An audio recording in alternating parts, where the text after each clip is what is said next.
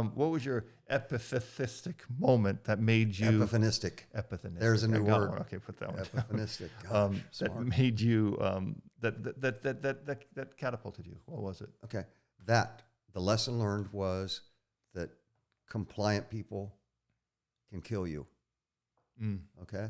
That seemingly non-threatening people that are compliant and cooperative can kill you. Okay. And again, so on my soapbox, I wish our leadership in the police world, some of them, kudos to the good ones, but some need to go to Walmart and buy a set of balls. Oh man! All right. Well, we're done with our workout. So we were there for like 9 hours. Gold's Gym, Venice, the Mecca. The Mecca. And you've worked out there before, right? Yeah, years ago. Yeah, I went to the original Gold's Gym on Main Street.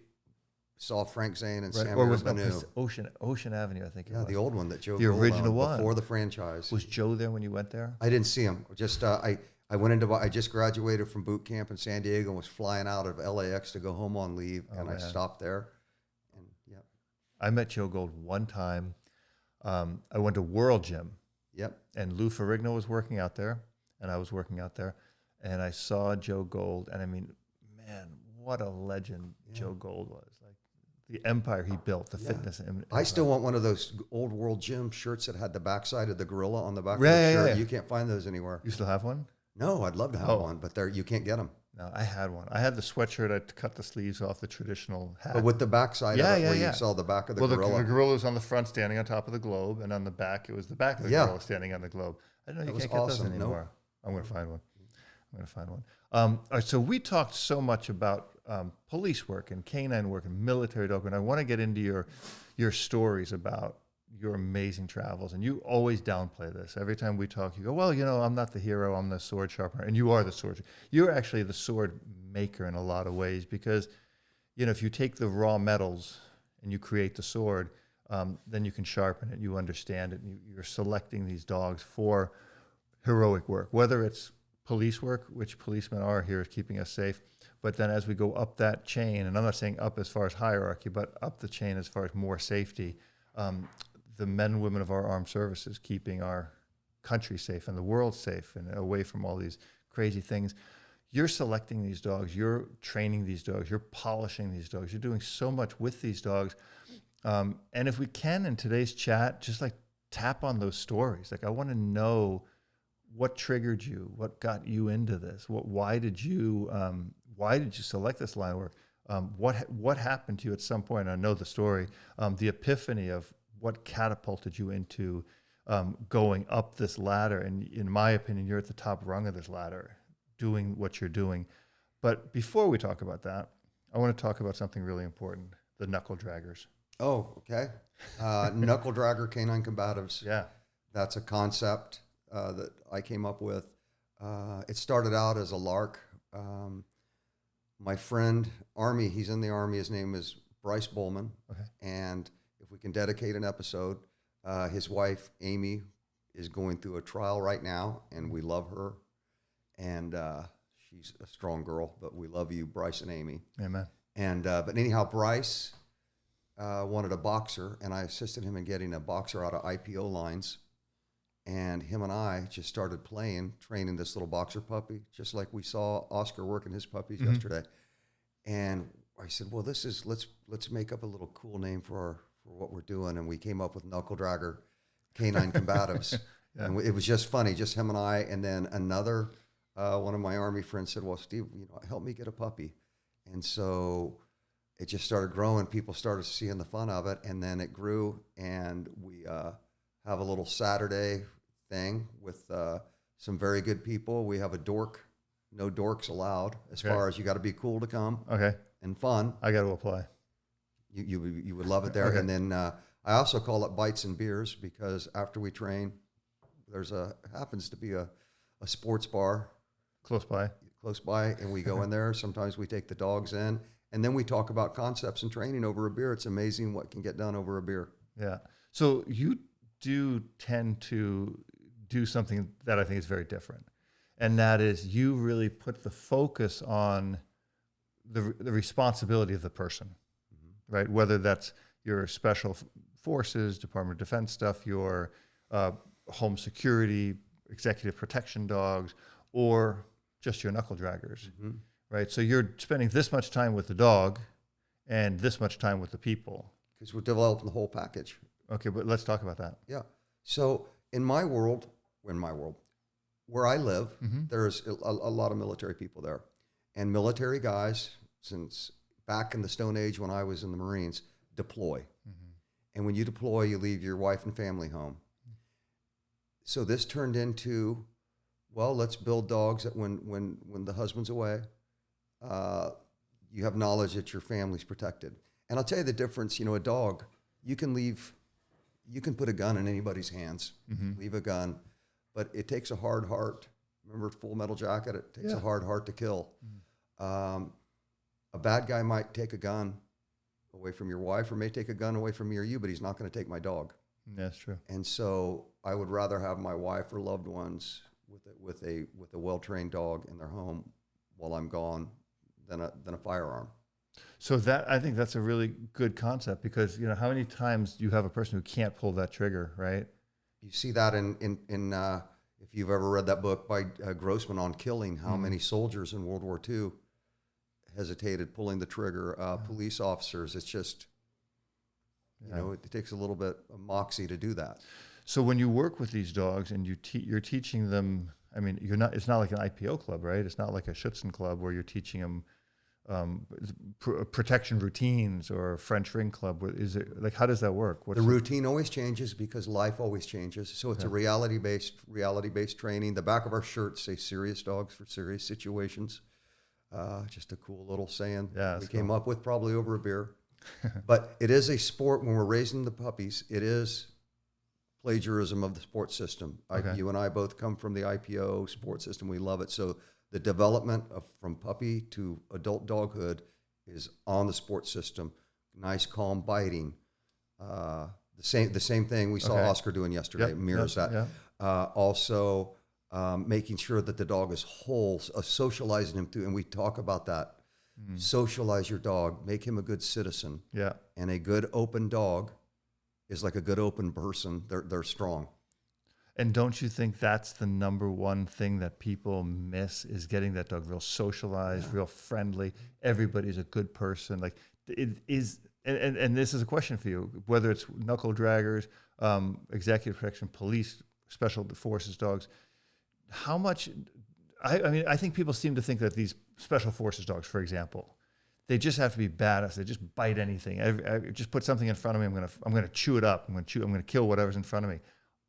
Is there something to that, or is that a misconception people have? I think it's a misconception, and I told you yesterday that the dogs that I select, no matter who I'm working for, DOD, or I pick the dog that I would want, honest to God. And it's not 100% solution. We're all going to have our fails and dogs that get rejected, but that's what I pick first. And those dogs are friendly. They're open, friendly. Yeah. Okay. I again, if they're not open and friendly and happy, I don't buy them personally. I don't.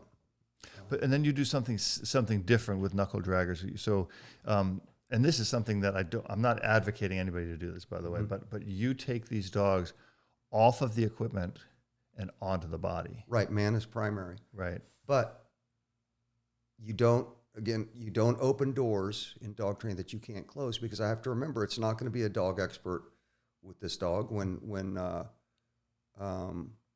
husband's deployed or whatever. I just build a nice reality-based home protection dog that will protect the family.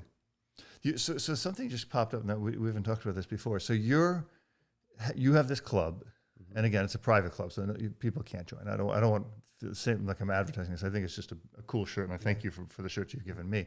But you're saying something that these dogs work on Saturdays, right, to learn this skill because they're there to protect, let's say, the wife. The husband's away. Yeah. Right? The children, the house, whatever it is, right? But one of the things I never hear a lot about is people buy an executive protection dog from some fancy website. They spend $30,000, $40,000, $50,000, $70,000 on a dog. They get the dog. That's it.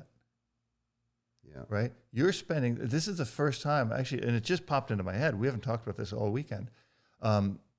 You have protection dogs, family protection dogs, top-level protection that these people have that are actually amazing pets. But every week, they're exposed to something really important, and that is the reality that they might have to bite a human being. Right. Isn't that critical? Like, why haven't I heard of that before?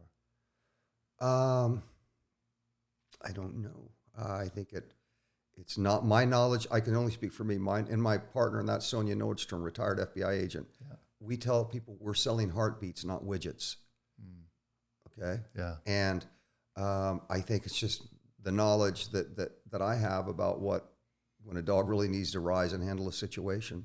Yeah. And some people I think may be in a false sense of security because their dog, and no condescend out there to anybody, but of course not. I'm just saying some people think the dog looks good at IPO club, but maybe that dog won't rise to the occasion. So what I make sure of in Knuckle Dragger, because number one, everybody that comes in there is a friend. You're a known entity when you come to Knuckle Dragger. Okay. We have a cool person alert system, a lunk alarm. You're out. But what road was I just going down here? About keeping dogs really tuned to biting on people. Yeah. So we just have to open that door a little bit. Okay. If I open that door too far, you're going to have a dog that's a liability. So I just want to make sure that the dog recognizes to rise to the occasion based on behavior of your adversary. Okay, because when you're in a bite suit, you're not an adversary. You're a coach. Yep. And we all know that a good helper, a good decoy trains the dog. Okay, so we saw Oscar doing it yesterday. Yeah, Avi, Frank Phillips. Yep. All of them. All these people. You're the coach. You're the coach. Yeah. Yeah. Yeah. However, that's Taekwondo club, and I need a dog that's a bar fighter. Yeah. My home protection dog that will know that. Know when to protect the family, and he bases that on the behavior of the human. And I teach at the club. I show the dog what I've seen tons of bad guys do. What a weird person that needs bit acts like. So you mimic those behaviors, right? You play the bad guy, and you have to be a good actor to do it. I think some people are embarrassed to do it, for sure.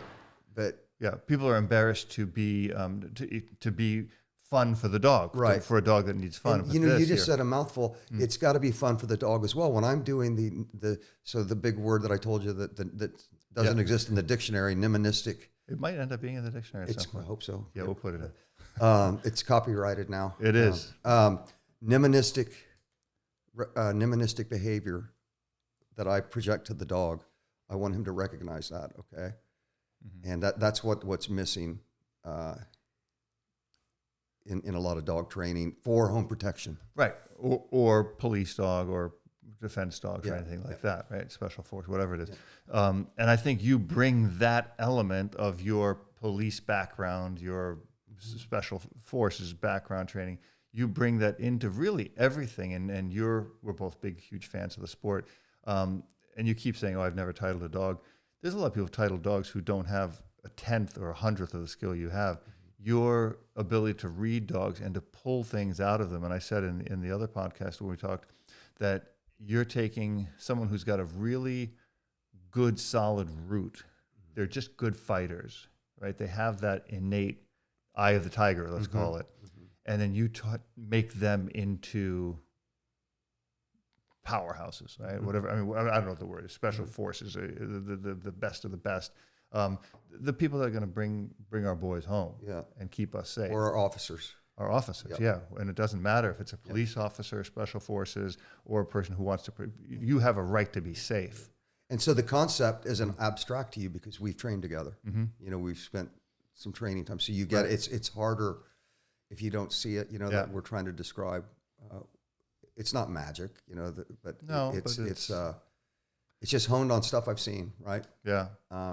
But it's important too, I think, for people to realize, you know what? We should take the dog off the suit or off the sleeve. And people get hurt doing that, right? Because they just don't know. They don't have a proper back tie on the dog. Right. They don't have a good post, whether it's a post or a person being a post. Right. And I watched you having people post for post dogs, And you're trusting these people. You're in front of a very dangerous animal with zero protection. And you're trusting this guy because he's your brother in combat.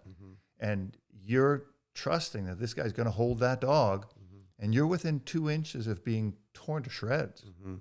You know, and I know what 2 inches is. Yeah. Sorry. There's a joke in there. There's a joke in there.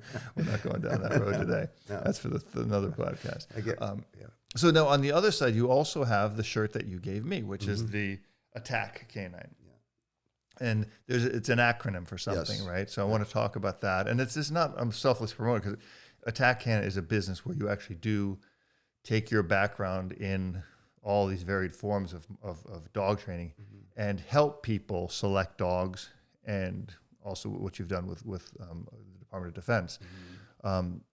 What is Attack Canine? What does it stand for, and what's it all about? It stands for American Tactical Aggregate Canine. Aggregate being the key word in that, the sum of all parts, all things brought together. So if you have aggregate knowledge about dogs, you've got sport knowledge, you've got real world knowledge where you've had real world encounters with dogs. You've probably been in a gunfight with a dog, like tons of police officers out there have been. That's the aggregate. Sport aggression, real aggression, and being a person that has actually went through a door at night or walked into a field at night where there's somebody out there that bears them ill will, doing something bigger than yourself.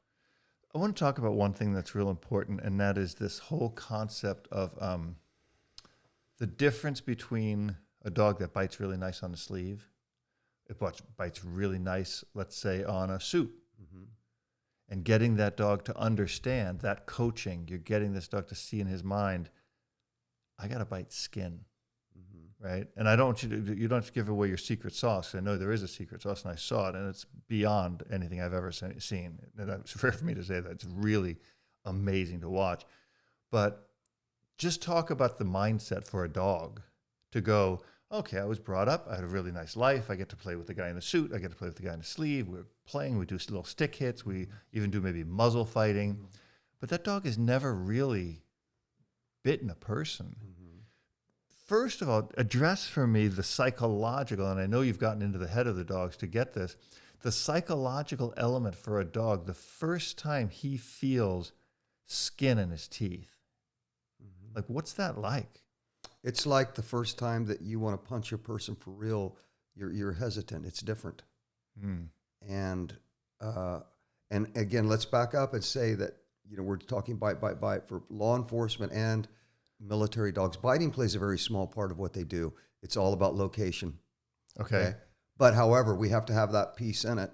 Yeah. So everybody comes home without holes in their shirts. Right. Okay. So that dog has to perform if he has to dominate a bad guy.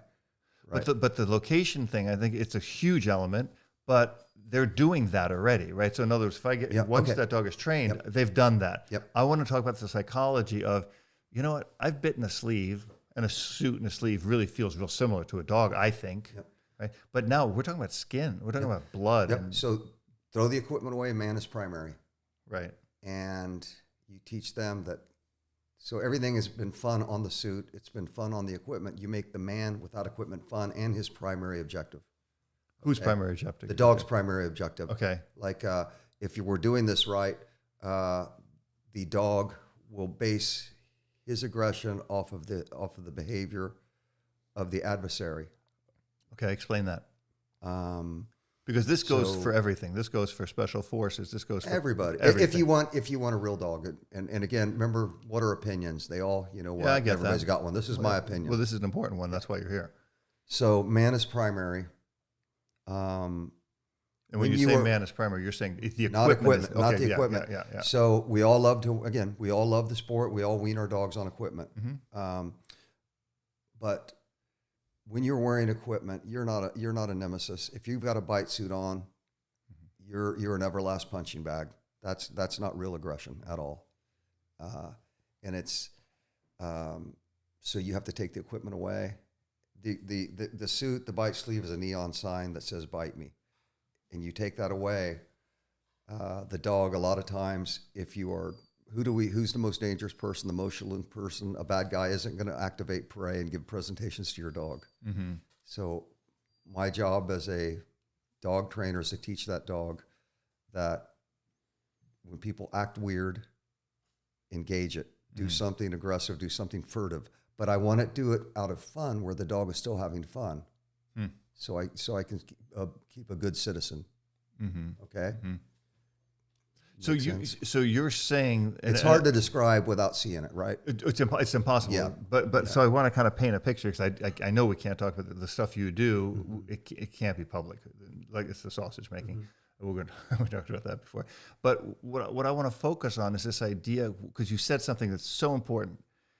The dog has been trained by a person in front of them who is constantly like we saw Avi, who is a master at it, do. Oscar do it. You know, we see all the greats do it. Thomas Haas, master do it. The dog's in front. I coach the dog. The dog's not doing it. I coach him. Come on, you got to do this. You got to do this. I'm dancing with the dog. I'm leading that dance. Now I take the equipment away. It's a different dance, right? So you're the master of this last dance. And I want the enthusiasm for the man to be equal to the enthusiasm for the equipment.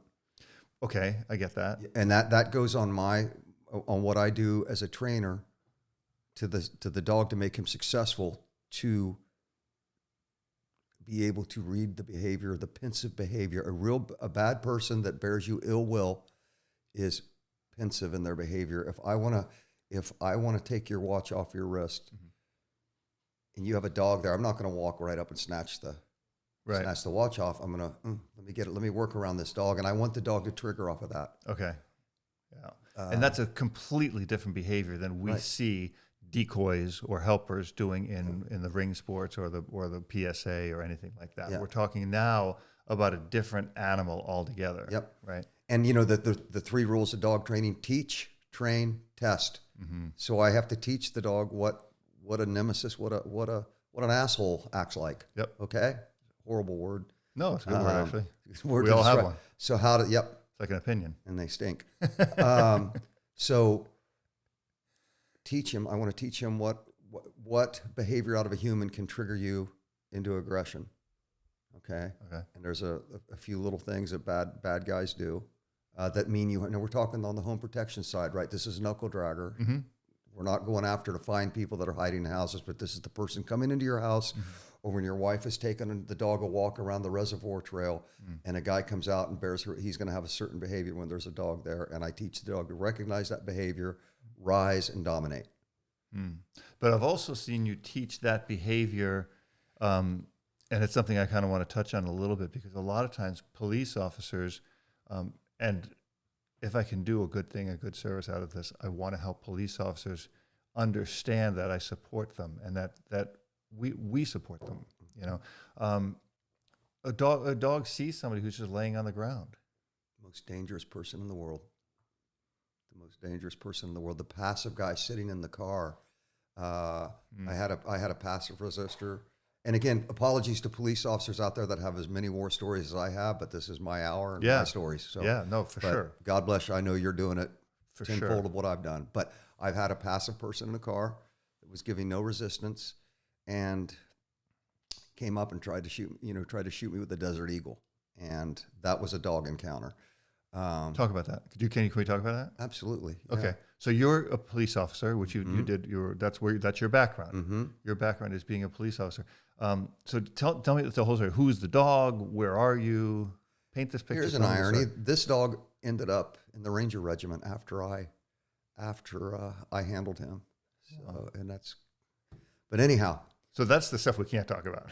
Well, I'm just saying, like he's ended up. Yeah, he did good. He was the aggregate. He went. Good. He started out sport, police, and then he went to the military. Special forces. Okay.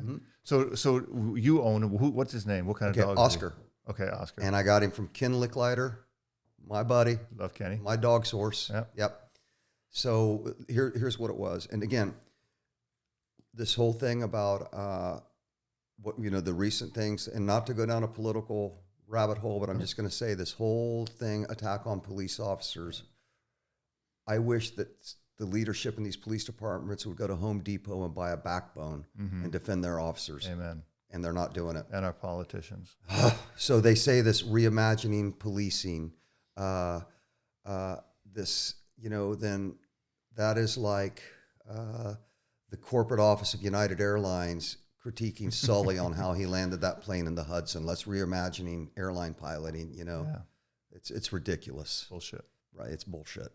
But anyhow, so this guy was in a car. The actual call was a disturbance in an area, and it wasn't a canine call, and a couple of other officers responded, and I just backed them up. Okay. Winter night in Indiana, snow.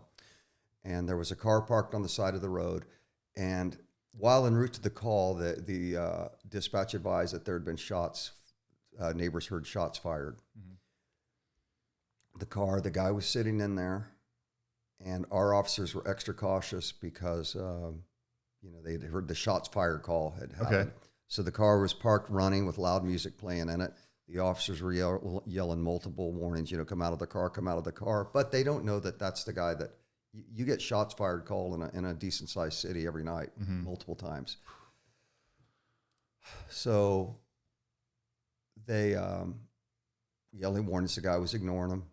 Actually had his windows down. What was weird is the middle of January in Indiana. It's cold as balls Right. in Indiana in January. Yeah. So I walked up and I said, "What's going on?" Two backup officers. Not a SWAT call. It wasn't that big of a deal at the time. They were just like, "This guy, he won't come out of the car," but he's passive, showing zero threat.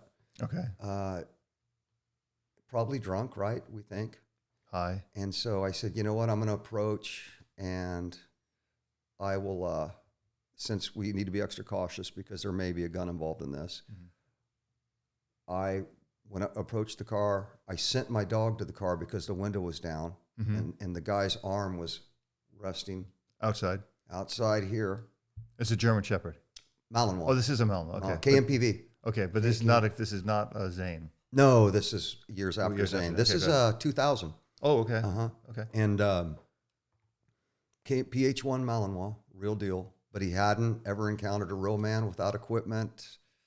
And so the dog went and avoided the car at first. He went off to look at the bushes. And we had trained vehicle extractions, which this actually pyramided into a tactic developed in Southern California based on my debacle on this night. The dog ran like 10 feet towards the car and then branched off and went to dick off, doing what dogs do. I had to recall him. I hooked him up to the leash, and I made an approach. I didn't have my gun drawn, and the guy's arm was on there, and I gave the dog the bite command, and he jumped up and did what new dogs do. He was looking around. Where's the equipment? Where's the bite sleeve? And then the guy came up with a Desert Eagle and took a shot at me. And lucky for me, his gun jammed. And I was able to shoot the guy, and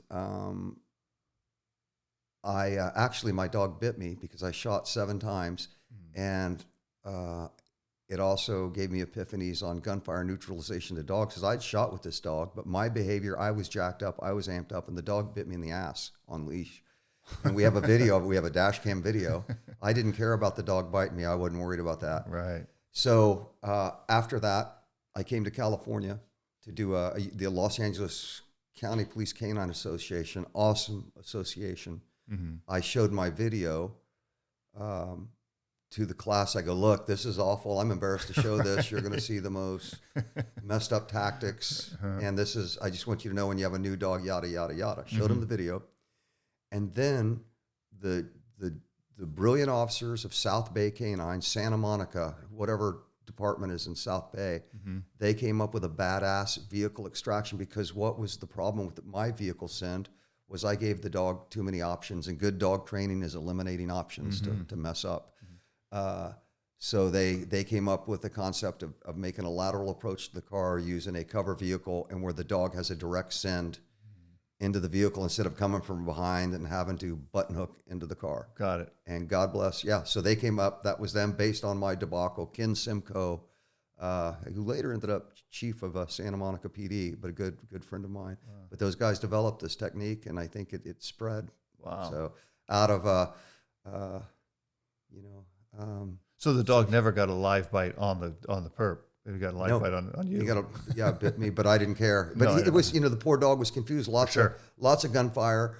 I'm freaking out. My backup officers or I don't know, freaking out. I was like Clint Eastwood. I wasn't freaking out. Oh, you would never freak out. Steely-eyed. Yeah. But backup officers were yelling, and it just jacked him up. Yeah. He ended up being an awesome dog. And shortly thereafter, so Ken, I would get new dogs. I love to develop dogs. I had the perfect storm. I had an administration that knew I was trying to hone my craft, and I'd get a few, and they would let me get another dog. I would send the dog back to Ken. And Kenny later placed that dog with the Ranger Regiment, and that dog went to Iraq. Wow. Yeah. And he lived. He made it. He did great. He made it through Iraq. He was out chasing rabbits. He got to retire and have a fruitful, peaceful life. Any great stories from Iraq with him? Did you do anything great? Not that I heard of. Like, I didn't track him, but I actually saw that dog again over there. When you were there? So I went over, and somebody knew that he was my dog, and they said, "Hey, Oscar is here." And I go, "Yeah." So I got to do a little I reunited with Oscar over there. Did he remember you? I like to think he did. I think he did. Right. How many years later was that? 5 years later.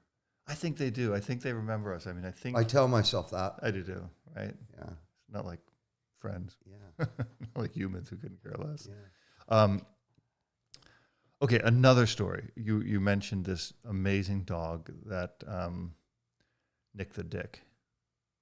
Nick the Dick. Yeah. I want to talk about the Nick the Dick story, because that was a good story. And this dog, although his name is Nick the Dick, is a hero. Loving nickname. Yeah, loving, very nickname. And we could even say it's Nick the Dick, like Richard was his middle name. Rashad. Richard. So Nick the Dick was a dog that you found somewhere, and he had a really interesting journey into special forces and tactical maybe. Okay, yeah, but you somewhere. Yeah, you can't say that. But if I said it, you could neither deny it or confirm it. Okay, so tell me the story about Nick the Dick, and I might interject some things and just ask questions, because I don't know. You haven't told me anything, but I might assume. So how did you meet Nick the Dick? So Mike Diehl was competing in Europe in a big canine trial. Okay. And some friends of mine took a trip to this place. Mike Reaver, owner and operator of Adler Horse Canine, is another dear friend. It's funny, two of my dear friends, Ken Licklider and Mike Reaver, are competitors, two of the biggest competitors, but they both happen to be your friend. Be really, really close, like brothers. Are they like brothers to you or to each other? I think brothers to me. I don't think they met personally once I introduced them, but they're very similar people in that they're fun and they're really, really good with dogs, but they're trying to put each other out of business. That's, Ford versus Ferrari, right? Right. Okay. Good. Yeah. Okay. So, anyways, Mike said, "Hey, while you're over in this country, I've got a friend over there that might be able to hook you up with a dog, because I'm always looking for a good dog." Mm-hmm.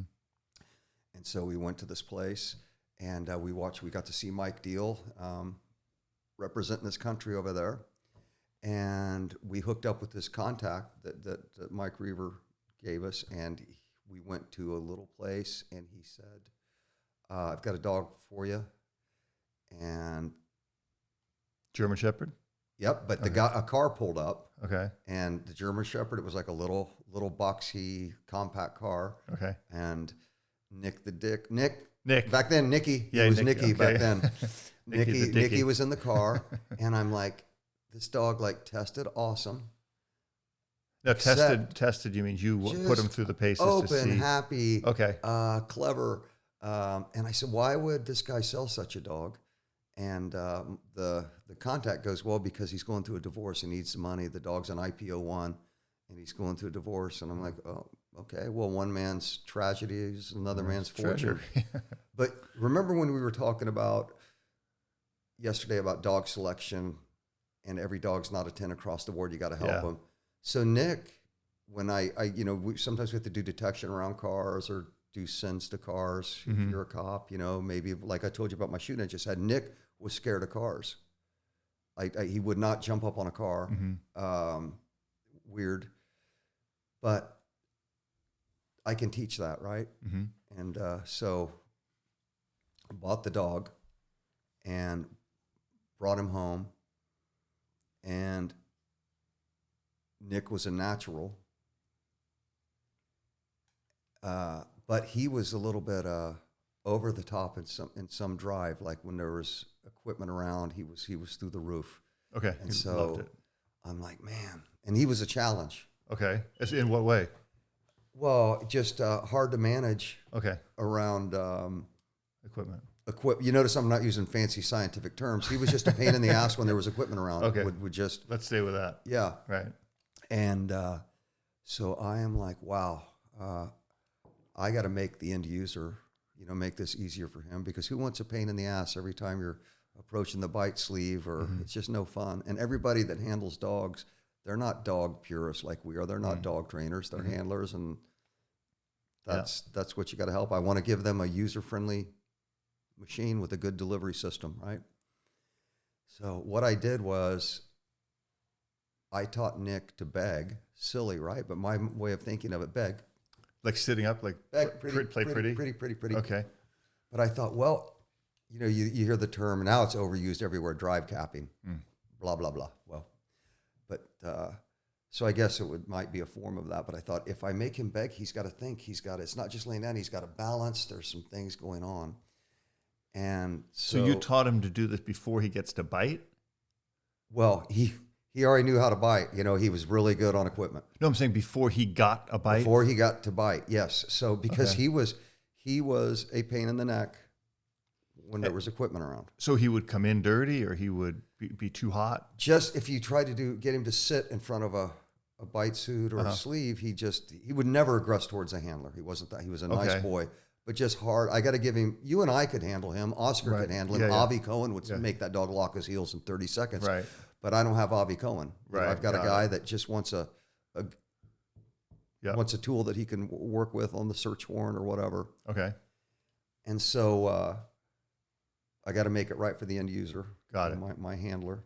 And so I taught him to bag first using food, because I always say food is calming. Right. Toys are hectic. Yep. So taught him to beg on food, and then I put him on a back tie, and then through the roof for a ball on a rope, right? Okay. I had to teach that, no, and then beg for the toy, boom. Okay. Right. We got that, and then put him on the back tie. I've got the second leash, beg for the bite sleeve, beg, and a lot of time on my hands. I'm fortunate I have a lot of training time, okay? Right, yeah. Well, that's what you do. But I'm lucky. Yeah. I am lucky. For sure. So then it went to bite sleeve, and then we came off the back tie, and then I got me a second decoy in the suit, and it took a little bit, but then he would beg in front of the suit. Ultimately, it got to where I could, and without an electric collar, no electric collar was used on this technique, and eventually I could send the dog, not in a tactical situation. It was training. The dog knew this was a game. Right. But I could send him into a room to the bite suit, and he would stop and beg if the decoy had the hands at 9 o'clock, at 6 o'clock. Okay. Right. And so he would sit and hold that beg. And I have a picture of that. Yeah, he was a beggar. Okay. And Nick, so then he turned into a piece of cake for the end user to be able to handle handle him, made him more manageable. But Nick, you would have loved Nick. Everybody that's watching this would have loved Nick. You should be so lucky to have him. Wow. But again, I had to make him user-friendly for the handler. Mm-hmm. But any good dog trainer could have made that dog lock his heels. Yeah. Right? But you did. I forget about the other dog trainer. But what I'm saying, understood. My handler wasn't a dog expert. Oh, gotcha. Oh, so you're saying a dog expert, a savvy trainer could do it. Yeah, anything I'm telling you when I said this, you or Avi or Oscar could have handled that nonsense that was going around the bite equipment. Got it. But I had to make it so the end user who was a handler, not a trainer. Right. Okay. And he gave no shits about being a dog trainer. Right. Got it. Okay. I don't blame him. Okay. Yeah. No, so now where did I he wear go? a watch. I don't care. Don't tell me how it was built. Yeah, you're not a watchmaker. I just want to know what time it is. Yeah. So so he goes to, where does he go to? Where do you buy him in Europe? Yeah. Right, and then he comes back to the States. And he's trained. You fix all these little nonsense issues, and then he gets sold or deployed to Oklahoma. Okay, but like Oklahoma, like a police, or could it maybe have been like a country in the Middle East where there's terrorist people? It would be Oklahoma, where there's Oklahomans. No people wearing baggy clothing. No. But if it was, you wouldn't tell me, would you? I wouldn't tell you. No. So it could be. Well, I'll leave that to your imagination. But he was just a good dog doing good things for good people. But he could have been a hero that might be saved Americans from foreign adversaries too, right? Well, I mean, anything's possible. Okay, because I just think you're evasive on, and I know I know why you have to do it, because you have contracts and business stuff, but there is bigger. Here's the thing, and I kind of want to touch on this with you, and it's a serious issue. There's a lot of people on YouTube. Now, I think I'm a good trainer. I think I put good information out there for people. I never claim to be an expert in IPO or protection dogs. I know the sport. I love. I'm a fan of the sport. But I see so many videos on YouTube with some guy who is he's the master of the special forces dogs. But I know they're not, right? And you know they're not too, right? And it pisses me off because people watch this and then they go, "Oh, okay, well, this guy's a special." You're the guy who's doing stuff that we can't talk about. And I think in making a point on this video, and you may hate me after this or not, or you may love me, and I hope you love me. I think the people who talk the least about this stuff have the most behind them, and people who talk the most about it have the least behind them. That's been through my experience, and having talked to you and our friendship. And I consider you like a brother. You're so humble, but you're such a fucking talent. You're such an amazing human being. It almost brings tears to my eyes because I think you're an amazing guy. I played guitar and sang for you and Janet today. So it was touching. I was touched. But I was starting to cry. But you, an angel. You wrote that song on a mission. You didn't write that song for me or Janet. How do you know that? It was just a nice song. Oh, okay. Could have been. All right, so let's finish with Nick the Dick.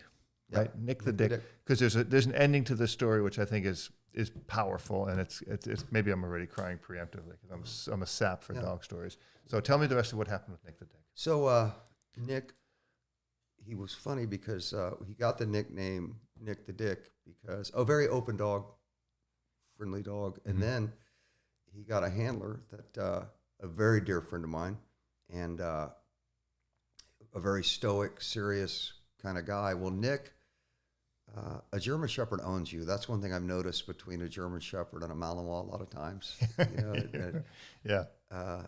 He started to take on the persona of his handler, and his handler wasn't a Walmart door greeter, a good person, but Nick started to cop an attitude like he was number 2 in the world. Okay. And that's how he got the nickname Nick the Dick. Okay. He got arrogant, to other people, like you're beneath me. Right. And that was him. But cool. Ultimately, Nick went down at the hands of an adversary, and in his demise, he saved some people that were out doing God's work, locating bad guys. And if it wasn't for Nick, some of the people wouldn't have come home. And can we talk just a little bit about the story? And I won't share it, but in vague terms, you explain the story to me. It was an explosion, right? Is there any way to kind of tell the story of Nick in a little bit of a little bit more? I'm like pulling teeth. Right? Yeah. I get it. We can't talk about where it was. Yeah. Okay. We don't want to say the names of the people. But he did something that was incredibly heroic, right? There was, and this could have happened in Oklahoma, hypothetically. It could have happened in the Middle East. It could have happened in Beijing, right? Yeah. We're not going to talk about that. Yeah. But I mean, it's such a powerful story that this dog, and dogs often lose their lives protecting our freedoms. Just like often young boys go to foreign lands and lay down their lives Yeah. to keep this country free. It's not BS. It's not country nation building. It's keeping us free from really, really bad people. He took a hit that was meant for one of our... Absolutely. That's a good way to put it. Okay. And, I'm telling this story because his handler is a very good friend of mine. I don't think his handler has closure on it, Scott. He bought a second puppy. I'm saying this name like a broken record, but he got a puppy from Mike Diehl. If you want a puppy, folks. Yeah. Maybe Mike should send us a commission here. Yeah. Heck, we're selling Mike Diehl. Exactly. But he got another German Shepherd. He named him Nick in his honor. But this is a strong human being, that it still bothers him as well it should. He loved that dog. So that's for my buddy Scott. Okay. So we can't talk about... I just, what I'm saying is I don't want to be like the people we talked about on YouTube. Okay. All right. Yeah. I get it. Okay. But he did something just in his honor, and Scott wouldn't be here if it wasn't for Nick the Dick. Right. And Scott went home and kissed his babies because of Nick the Dick. I'm going to cry. Yeah. Yep. Yeah. And I don't think this is the only time this happens, right? No. I mean, like this dog, what you told me, the story you told me, he went and he accidentally, I mean, it wasn't like this. No, it was an afterthought. A complete afterthought. Where it was assumed that everything was cool. And, and it just, we get emotional. Like we've lost some police dogs here recently, right? Yeah. Like it's just sad because they thank God we have them. Yeah. But this dog did something that brought home one of our people. Yeah, and probably more than just my buddy. Yeah. And I wasn't present for that at all. I just trained the dog, Yeah. And but he's one when I look back at my life and my Hall of Fame of dogs, Nick the Dick is in the top. I love that. Yeah.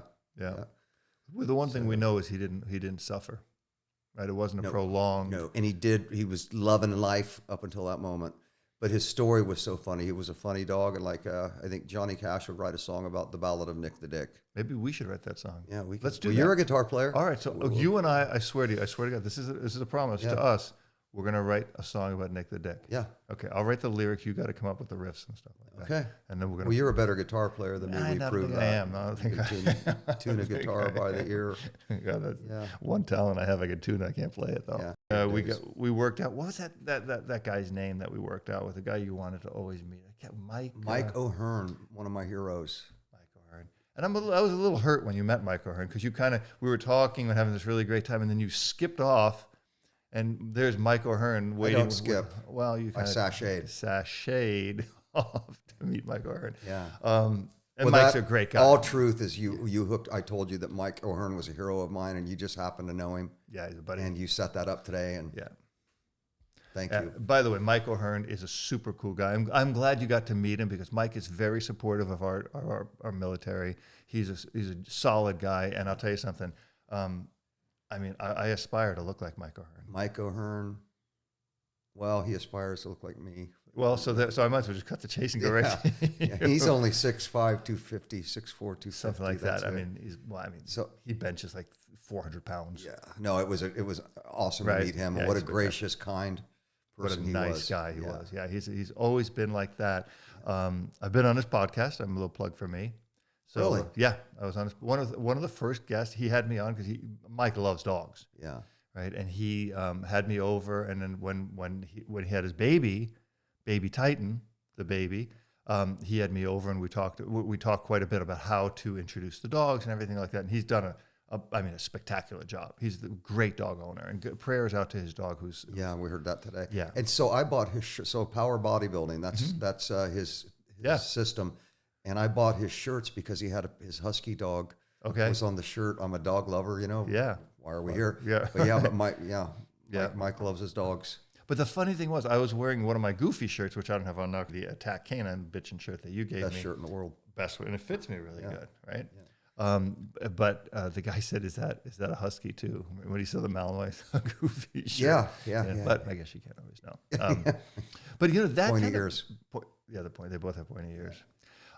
It brings me to a really good point, and it's something I always want to ask people about, but especially somebody like you. And I think it's the most important question that we as dog lovers should ask. Do you have any idea what the question might be? What? Any idea? Do you think dogs love us? Absolutely. Okay, you do. I absolutely do. Okay. Yeah. So you think now without I had this discussion years ago with a dog trainer. Okay. And, tell me. Yeah. Because love. Let's define love. Love is a devotion, right? Mm-hmm. Love is ever patient, ever kind. That's a biblical thing. But I'll tell you what. I'm going to do something here. I'm going to go to Google and I'm going to look up the definition of love, right? And then we're going to see definition. Well, if you've seen the movie Love Story, love is never having to say you're sorry. Ryan O'Neal. Yeah. I think he said that in the movie. I worked with Ryan O'Neal in a movie once. He was a fighter. Yes. He's kind of a badass. He's kind of a badass, yeah. So love is an intense feeling of deep affection, a great interest and pleasure in something. So it's, okay, so we want to look at the noun. It's an interest or pleasure in something, okay? Or it is an intense feeling of deep affection. Mm-hmm. So dogs can obviously be affectionate, right? Now, this is funny because this conversation is between you and me who's rescued some seriously dangerous dogs, and you who's trained some of the world's most powerful dogs. And we're talking about love because that's the kind of guys we are. The essence of it. The essence of it. So if a dog loves, a dog can have devotion, right? And if a dog has devotion and affection to us, that would be love. But can't that devotion be guided? Like, I'll give you an example. Okay, your dog loves you. I have a pound of steak and I'm feeding it to your dog and your dog comes with me. Yeah. Does he really love you? Absolutely. How? Because dogs love like I think little children love. And if my child is sitting on my lap and there's our friend Robert Cabral. Okay. And Robert Cabral has some... It could be Uncle Robert. Huh? It could be Uncle Robert. Uncle Robert. Okay. And Uncle Robert has a lollipop or an ice cream cone. Okay. My child is going to walk over to Uncle Robert. I'm going to go, come back here, and they're going to ignore me and get that ice cream cone. Okay. Does that mean they don't love me? No, they want the ice cream cone. Okay. So love with the child and with the dog. What is love? Love is need.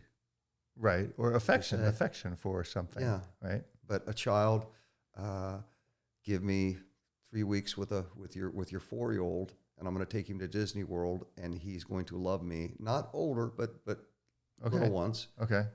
The loyalties are easily transferred, more easily than an adult. Same thing. The dog loves, I think, my opinion, like a child, like a 4-year-old. Okay. So they love, but do they love us like our wives do? I hope not, because I got 3 ex-wives that will. I hope not. So a dog will love me, but he'll never.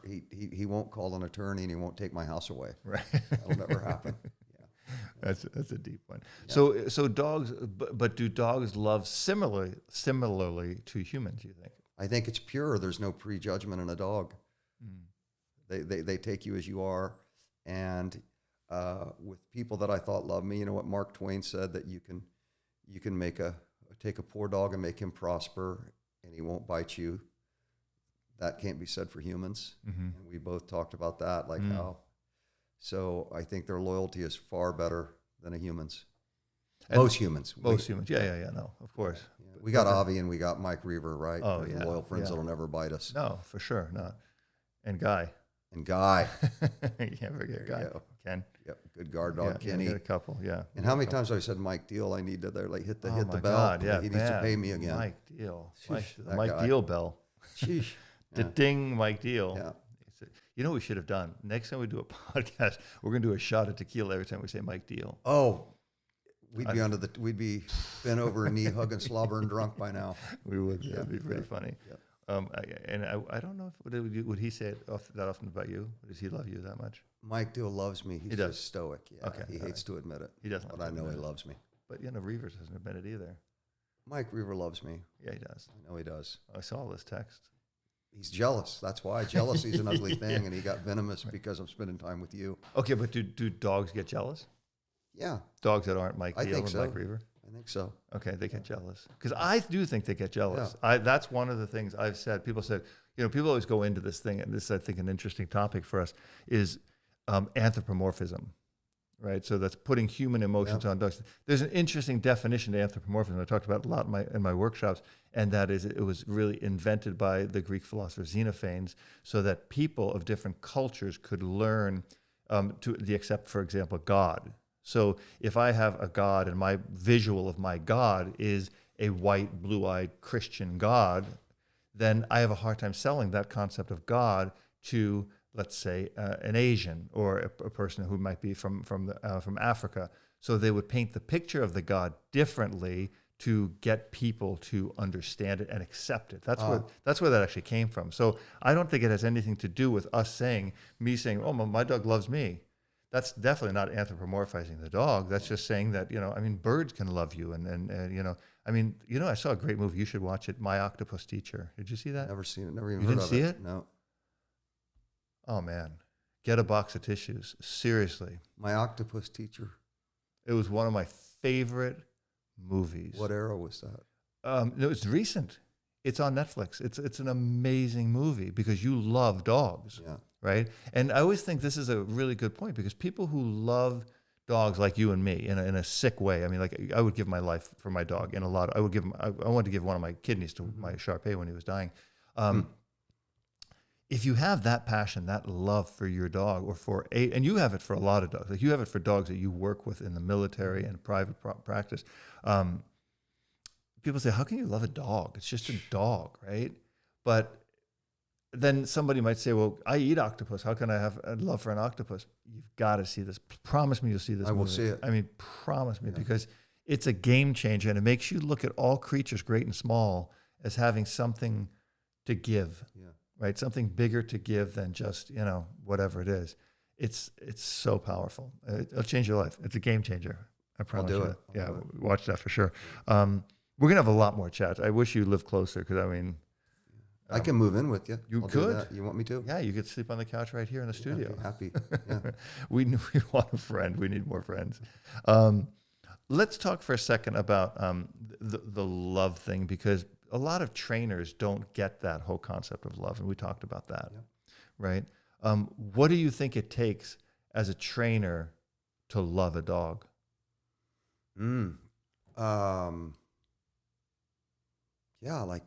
I love little kids, little children, young, of course, innocence. I love the innocence of purity. A dog, the purity of a dog, the innocence, and they believe anything I tell them, just like a child. And I just think I'm affectionate with my dogs. I talk to them, I sing to them. I have a video of that. Huh? I have a video of that. Absolutely. And it might end up in this video. I know it's hard to describe. If you have to. We were talking like talent of relating to a dog. I've seen you with dogs. We have it. And you're either born with it, I think, to how to relate to a dog. It's God gives it to you. I agree with that. Yeah. And you can't teach it. Yeah. And I've seen people that are trainers of renown, but they're wooden with a dog. Go into some detail on that, because... Okay. I'm going to go down maybe a path that'll make some people angry. But ruffle feathers. So... a trainer of some renown than I, and who I like personally, okay? He was a sport dog from the gun dog side of things.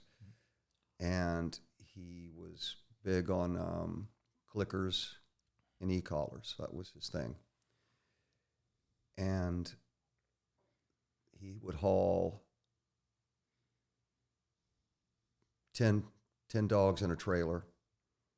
The dogs would get out maybe for training, maybe 15 minutes a day, but they'd live in the trailer because he lived on the road.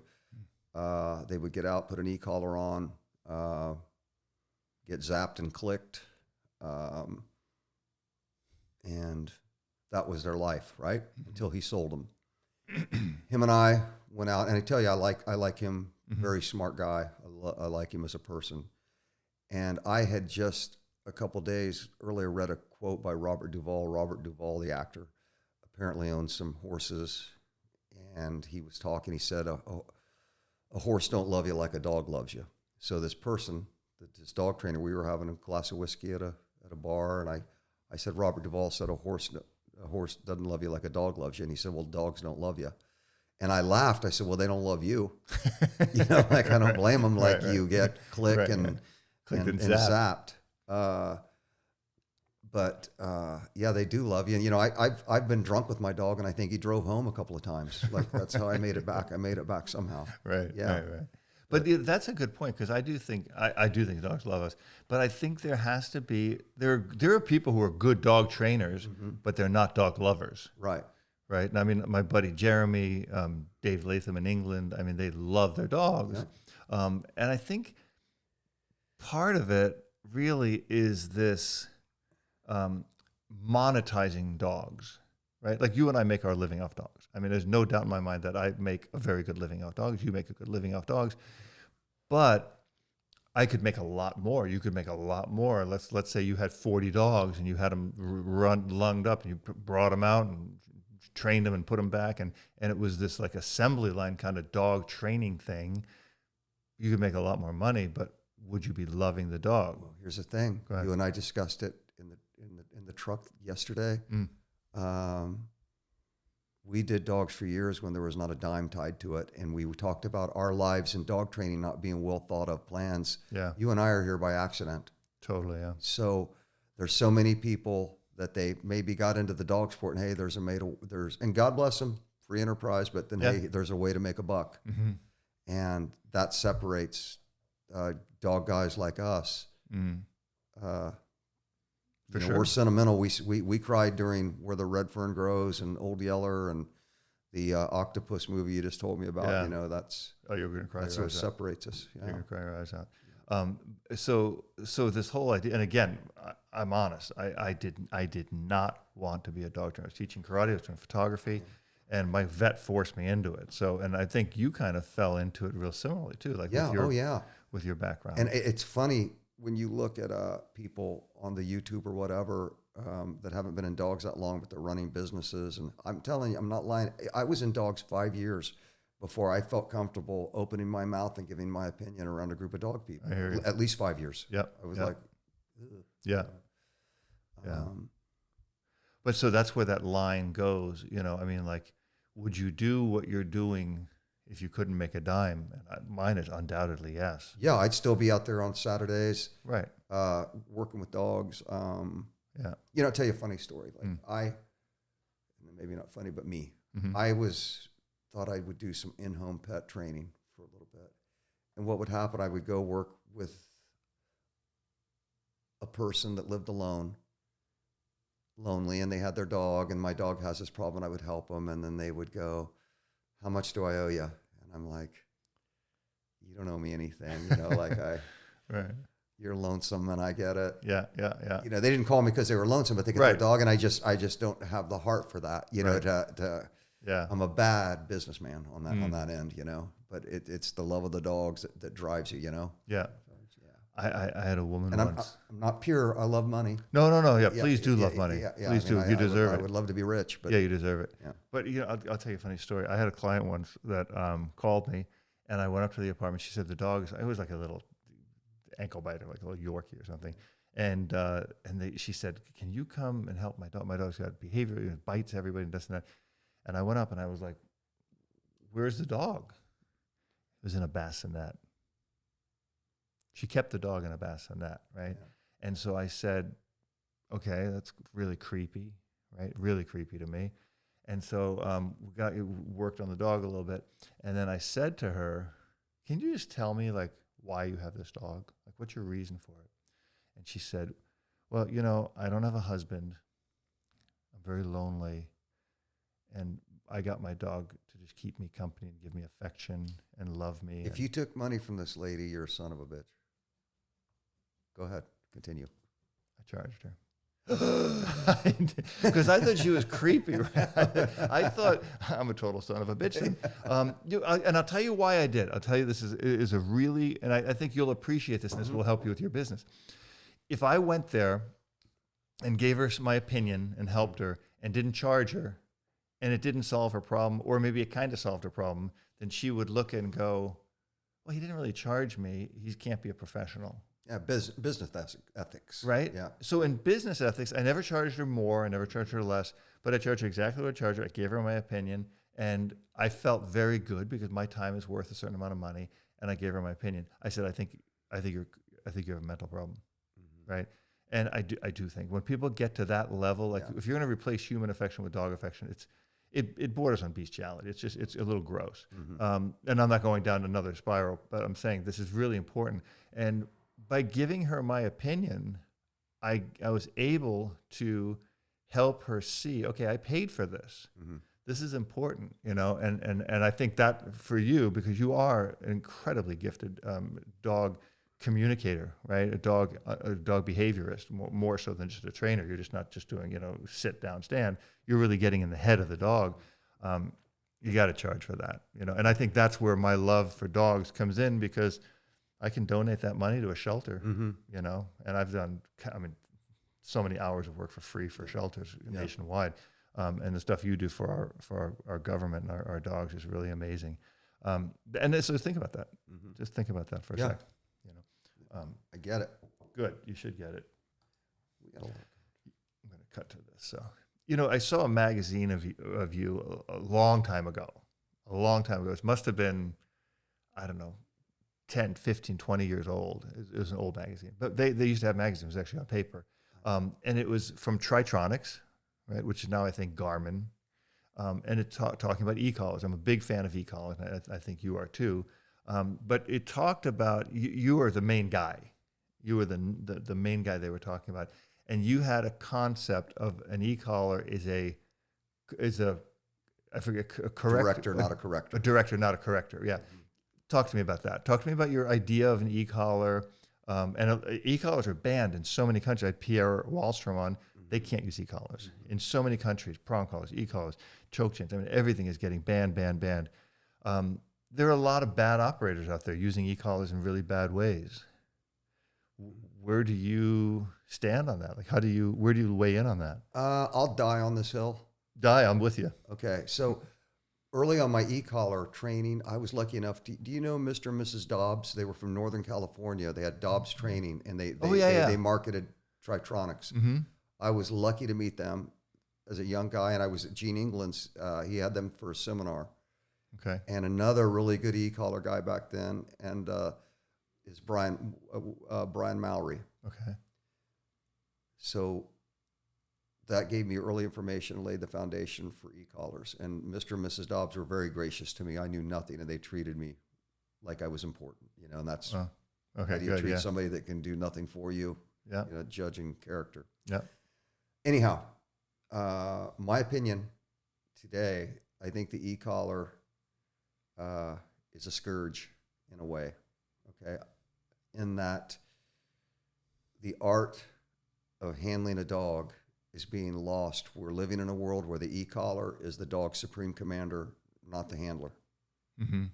I agree with that. And the e-collar, again, we're using karate analogies. We're using music analogies. Now we'll use a weightlifting analogy. So you train your dog like you build your body. You do squats, bench presses, and deadlifts.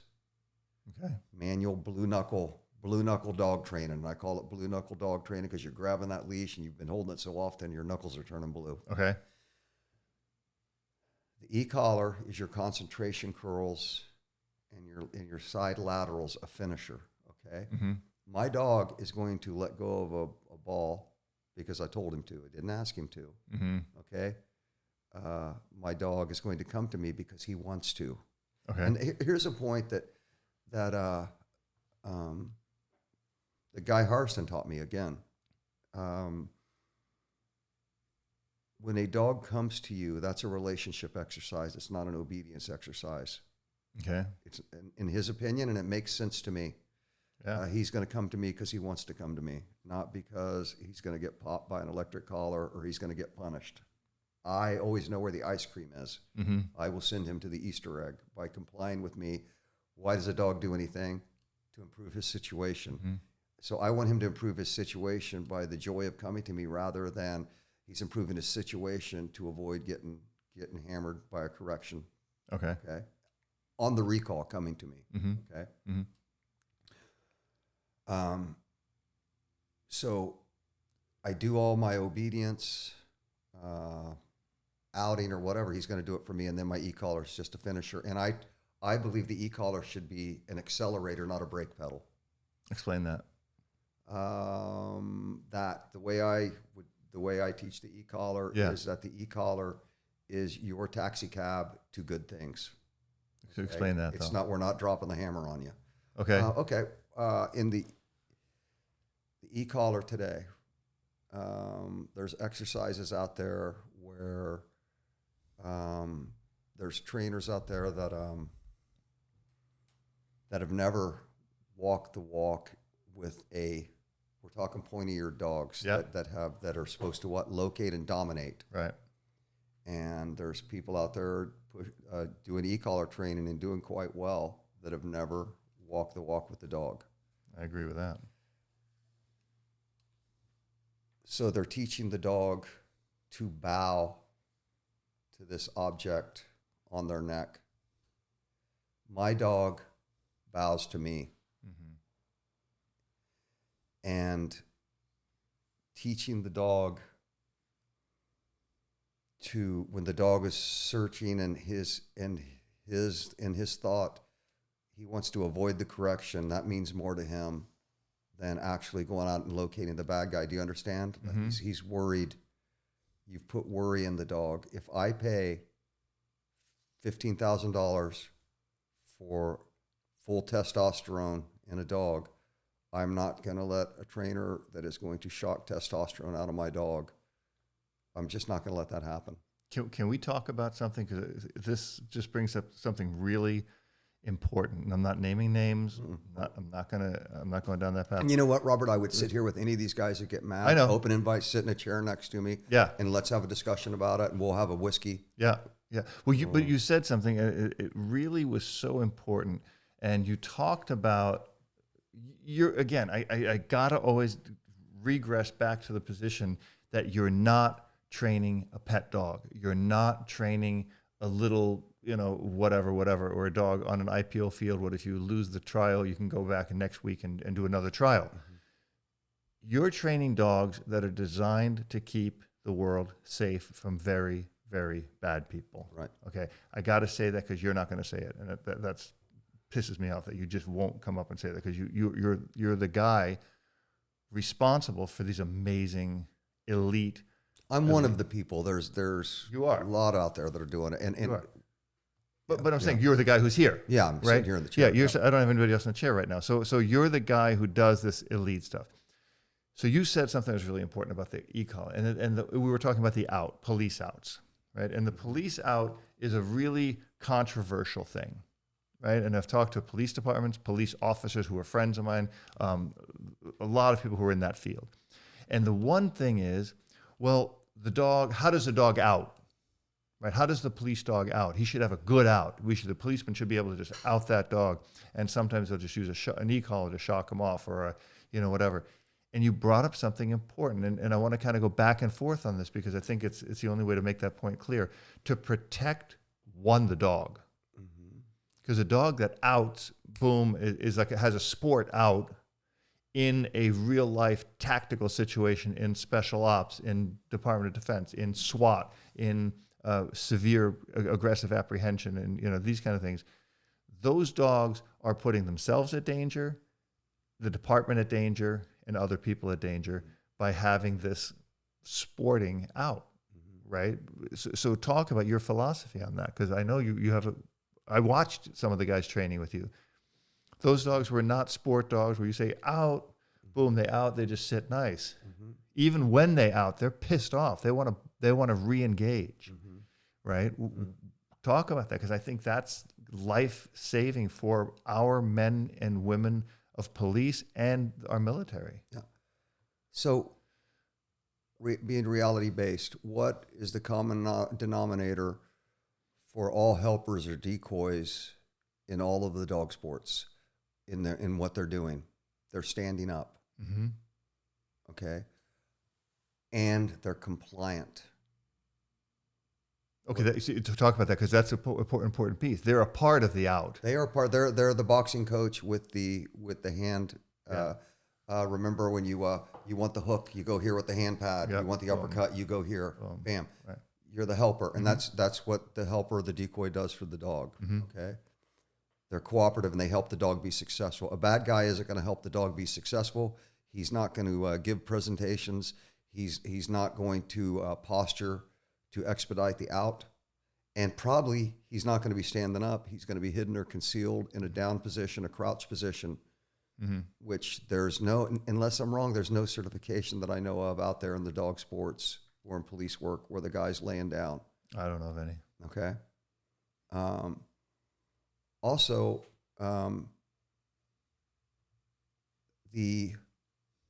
it's safer for, if, let's put it the training thing. If you and I are on the training field and somehow Goofy breaks out of your car and comes up and comes running because he knows I'm Steve the decoy, but I don't have equipment on, he bites me. Your ass better be coming up there and choking him off. I don't want you standing back there going, Goofy, ouse, because Goofy's probably going to let go and I'm going to go, ow. And then bam, he's going to whack me again, right?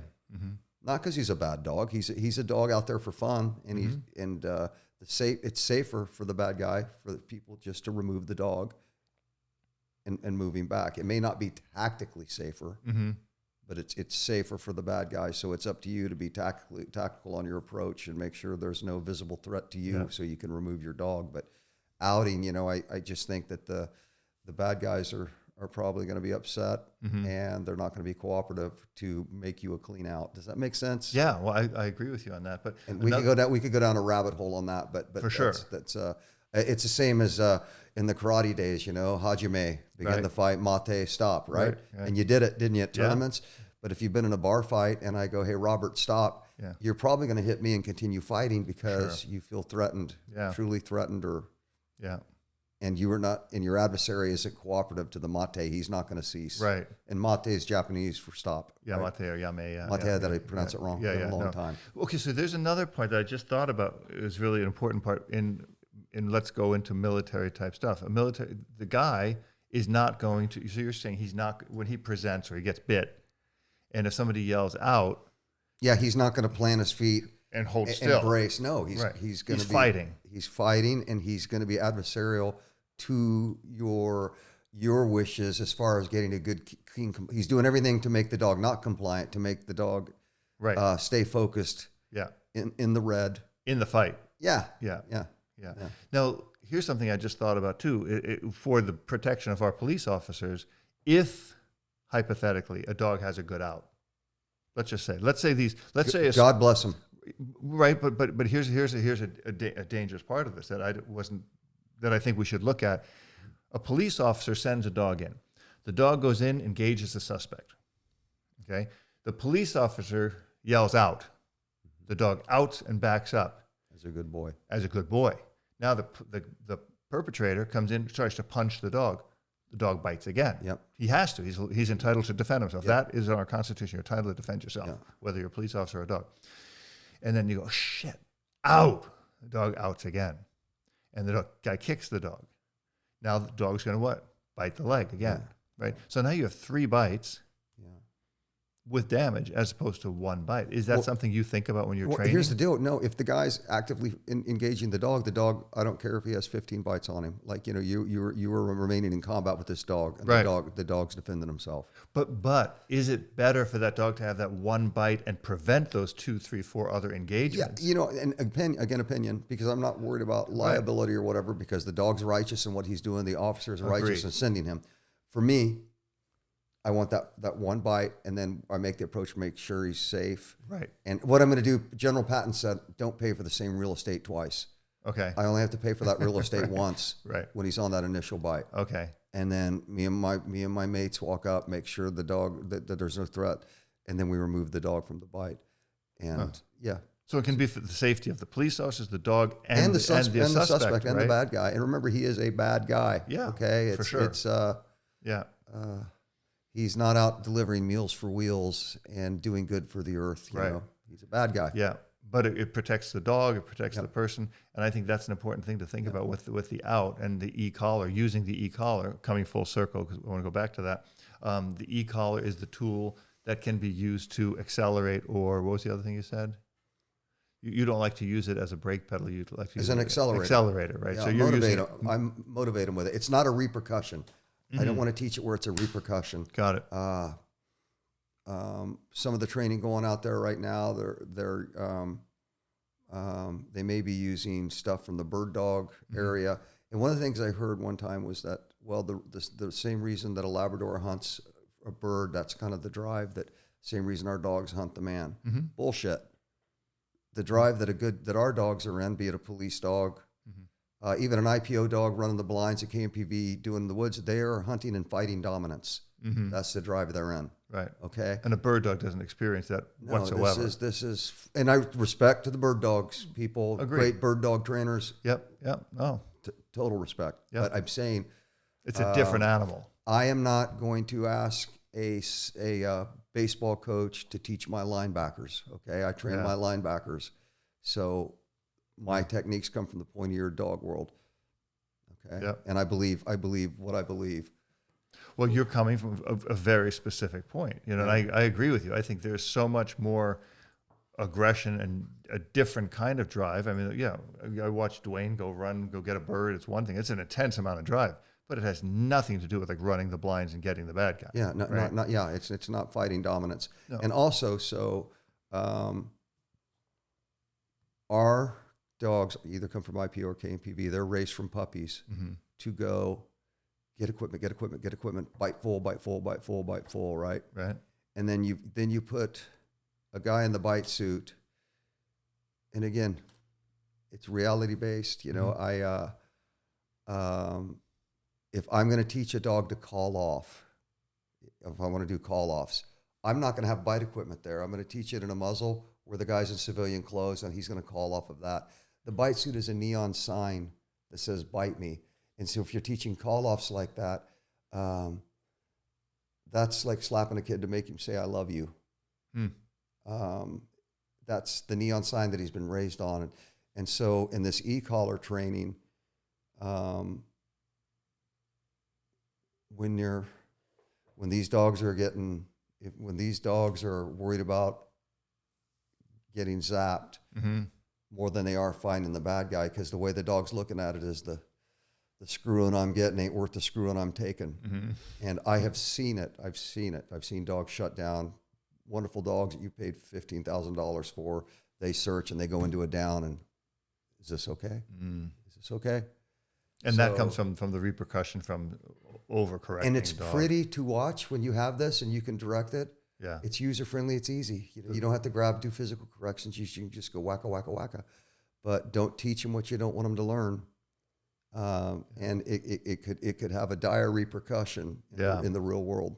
But that's what I'd like to talk about. Doesn't that, for your field of work with these elite canines, with these special forces, with these police dogs, with these executive protection dogs, does it lead them down a rabbit hole where their job is now unclear to them?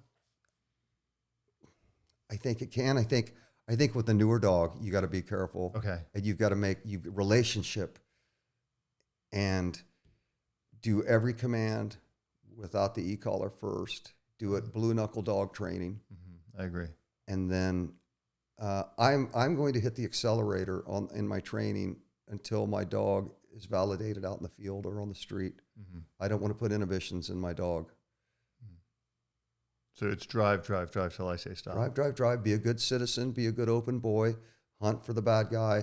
Locate, dominate. And then when I want to hone down and make my life easier, where I don't have to run up, 100 yards and out my dog, then maybe I'll start implementing e-collar on out. Got it. Maybe then. Got it. But as initial training, I want the biggest set of balls that I can put on the objective on the street that I can have. That's a great point. I mean, I think that's a really good point for anybody, somebody going from the sport world trying to get into this other stuff, which is such a different world. I think you come from the sport, you understand, you appreciate it, but you're in this realm that I don't think a lot of people in the sport world could even fathom because it's not real. And you saw with that magazine, I used to be a rep for Tritronics. Like I'm pro e-collar. Oh, I know you are. But the application of it is if I'm not going to ask a fat man how to do sit-ups. Okay. I probably very rarely am going to ask a guy that has no pointy-eared experience or never walked through the door at night, never did what we do, advise me about e-collars. Yeah. And I'm going to take it. I'm going to take e-collar advice, you know, from Mike Diehl. You know what I mean? People that have laid it out there, right? Right. Well, and again, does that make sense? Yeah, so it does. People, I'm not anti e-collar. No, I know you're not. But who's my delivery system? Who's coaching my linebackers? Yeah. No, it makes sense. And again, we're going down a different line because you're dealing with dogs that people in the average person watching this doesn't even know these dogs exist. Right. You know, and I think this is a fascinating talk because it kind of opens people's eyes that there are dogs out there, just like there are people out there doing things for our country that they might not know are going on, but it's keeping you free to be who you are, think like you think, say what you want to say on Facebook, and have a nice, safe life because these people and these dogs are out there protecting your rights. Yeah. You know? Yep. And that's a big piece that we need to look at. So going into your experience now, you've spent years and years with dogs that are the top of the food chain, the people who are the top. I mean, the guys you work with are the heroes of the free world, keeping us safe. Their dogs are doing things that the average person can't fathom, the average dog trainer can't understand. But what I want to ask you about, I always think everybody has a catalyst, right? Something made you, sparked you, did something to you that made you become the person you are today. What was that dog? Now, we talked about Zane, and Zane was an awesome dog, right? I mean, you take your name from Zane. You've renamed yourself. My name's Zane. Your name is Zane. Yep. But what was there a cataclysmic moment with a dog that made you go, because you did DADAC, an amazing organization. You started this amazing idea to help police officers, to help police dogs, to help the community, inner cities' perception of dogs and police officers, which is so important because I think in the media Thank you today, for that. It's amazing. I wish people like you have made this, and I think now the media is so skewed to one side that we really don't see what amazing human beings police officers are, what amazing human beings, canine beings, police dogs are. You did that. But what was that epiphanic, I'm trying to make a word like Niministic. Like Niministic. I'm trying. Webster's is getting thicker. I need a word. Yeah. What was your epiphanistic moment that made you... Epiphanistic. There's a new word. Okay, put that one Epiphanistic. that made you, that catapulted you. What was it? Okay. The lesson learned was that compliant people can kill you. Okay? That seemingly non-threatening people that are compliant and cooperative can kill you. Okay.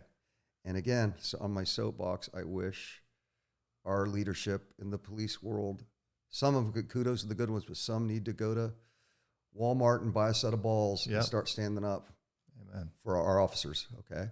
1,000%. Okay. Too opinionated. No, it's true. But my epiphany, my epinistic event was the down. I'm going to was that, and that was taught on an encounter that I had with Chester, my dog. Okay. What was he, a Malinois, German Shepherd? He was a German Shepherd, and where's the Mike Diehl bell again? Oh shit! Ding ding. I think it's worn out. I got him from Mike Diehl, and he was IPO background, Slovakian bloodline, and my dog that followed up Zane, my second dog. So I. By the way, you never want to be the second dog. If you ever die, don't come back as a second dog because he'll never live up to your first dog. You want to come back as the third dog. Okay, third dog. You don't give the second dog a fair shot. Okay. But Chet was awesome. Okay. So here was the encounter. I had worked my shift and got off at 4:00 in the morning. And one of the weird things is our SWAT team was gone to Fort Hood, Texas to do some training. We had no SWAT team there. I was a SWAT team member, but I stayed home because my wife had just given birth to a baby and I couldn't go, honey, I'm going to go to Fort Hood for a week. That would have went over like a turd in a punch bowl. Yep. So I went home. I was feeding my baby, and the phone rang back when we had regular phones. This is 1993-ish.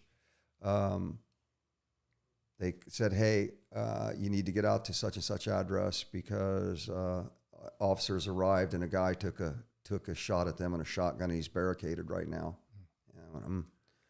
So got Chester. He was every dog I've ever had. Police dog lives in the house. Nice.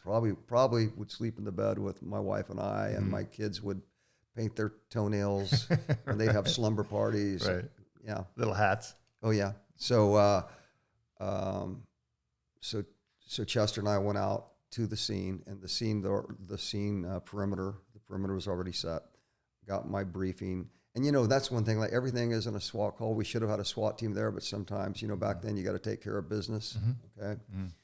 So the only known knowns we had was that a guy had shot at the guys as they approached. The original call was a disturbance, just a disturbance call.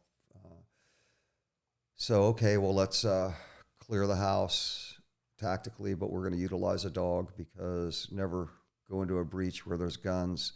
Never put a human being in that breach if you can send a dog, because we can buy another dog. Right. You can't buy your babies another daddy. So sent Chet into the house, and there was actually, I did a quick peek, and there was actually a dead body on the floor. In the house? In the house. Uh-huh. And Chester just showed curiosity to that. And this wasn't his first rodeo. Chet was a seasoned police dog at this point with some encounters with bad people. So we cleared the house. He somehow got out, and we've got to track this guy now. And this was an urban track, and Chet was, Mike Diehl, is a track meister. Ding, ding. That's the Diehl bell. Had an excellent tracking foundation. And we did an awesome urban track, me and two backup officers. I made a ton of tactical mistakes on this one. Did the track, came to a chain link fence. We didn't have a whole lot of information on the suspect because we got a dead body, and the guy that shot at the cops is gone. Right. So you don't have an ID on the guy. You don't know who he is or anything? We do. Okay. We do, and his name shall go unmentioned. Okay. We know about him, like what his history is a little bit. And understood. So I'm tracking on leash inside of a neighborhood, and Chet's a machine. There's barking dogs tied to dog houses. He gives zero you-know-whats, doing his job. Come to a fence, I holster my gun, and I pick Chet up, and I set him over the side of the chain link fence. I jump the fence. My backup officers jump the fence. I don't have my gun drawn. I'm also carrying a flashlight. I got too much shit. And lessons learned. And to my California brothers, they would always, the Los Angeles Police County Canine Association, whenever I had a debacle, I had friends out here that I could call, and we would chalk talk this stuff, and they were very gracious. They didn't say, well, you're a dumbass, but gave excellent tactical advice. Okay. Chet and I, as we come over this fence, maybe 50 meters away, there's a garage and some tall grass around the garage. And the suspect goes, Stoops, I'm over here. I give up. And he knew my name. He said your name? He said my name because back then I was kind of connected with dogs in my city because I would do a lot of PR stuff, go to schools. And if my dog did something good, there would be an article. Because my city was like 70,000 people. It wasn't a metropolis like Los Angeles, right? Got it. 150-man police department. Wow. He said, Stoops, I'm over here. I'm like, oh, this is odd. And we kind of approached him in a tactical manner, but I would do it different today, hindsight being 20/20. But since he's cooperative, he's cooperative, he's not resisting, and he's called me by name. Yeah, so it's fine. You're not no danger. Well, I'm alert and oriented, and I don't take it for granted because I didn't run right up to him. But so we made an approach, and show me your hands. He had his hands up. I give up. Don't let that dog loose on me. Would I have been wrong if I would have let the dog go? I think not at this point, because there's tall grass, there's known unknowns going about this. Like, had I do it over again, I would have sent my dog. I give up. I get frontal in front of him, and my two backup officers are providing cover. And that reactionary gap where you can't read stuff, he quickly moved his hand down the grass, came up with a pistol and started shooting. I'm 15 to 20 meters away. And when I see the gun coming up, it's funny what your mind plays on you. I'm like, why does he have a cigarette lighter? Wow. Isn't that weird? Yeah. I don't know why, but your mind play. That's when it came up. It happened that fast. I'm like, And then, because it was a silver piece, and we had a little bit of street light, ambient light. Mm-hmm. But when he came up, I dropped the leash and I fell backwards to the ground. And I said, gun, gun, gun. And it was really fast. The dog grabbed him by the leg, and it was just total pain compliance. The guy dumped the gun. Our officers didn't shoot him. It was so fast, this is within seconds. Uh-huh.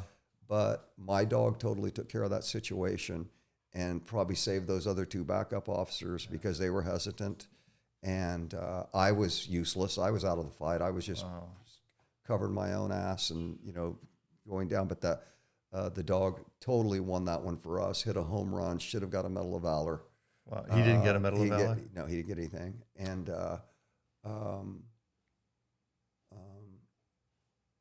it was but that gave me, that's, experiences like that drive you in your life. Mm-hmm. And to me, again, the motionless, compliant man is the most dangerous guy you're going to come up against. And that's, again, that our police officers that are getting chewed up today, second guessed in all of this stuff. It pisses me off. Yeah, and again, leadership, if you're out there, grow a set of balls. Yeah, back up your officers. Yep. And I can say that, I would have said, I'll say that's why I wasn't loved by my leadership on my police department sometimes, because speak your mind, right? Yeah. Well, I mean, I believe in speaking, especially, nowadays where, it's freedom of speech is a delicate issue. Yeah. But listen, I mean, you've done amazing, amazing stuff for dogs, but also for this country with the dogs, with what you've done. So it's just a pleasure and honor to have you here. I consider you a brother. Happy to be here. Thank you. But I love you like a brother. I mean, love you really too. do. And I just hope that you'll be back all the time, because I'm already sad missing you. Already feeling emotional.